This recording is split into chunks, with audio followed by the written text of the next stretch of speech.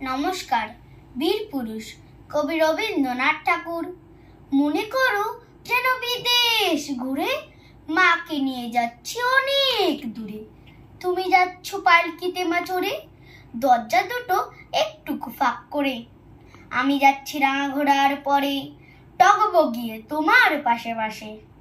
রাস্তা থেকে ঘোড়ার খুঁড়ে খুঁড়ে রাঙা ধুলোয় মেয়ে ঘুরিয়ে আসে। সন্ধে হলো, সূর্য নামে পাটে, এলেন যেন জোড়া দিঘির মাঠে। ধু ধু করে যেদিক পানে চাই, কোনোখানে জনমানব নাই।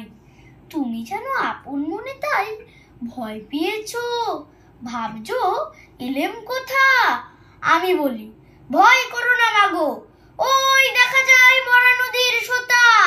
চোর কাটাতে মাঠ রয়েছে ঢেকে, মাঝখানেতে পথে গিয়েছে বেঁকে।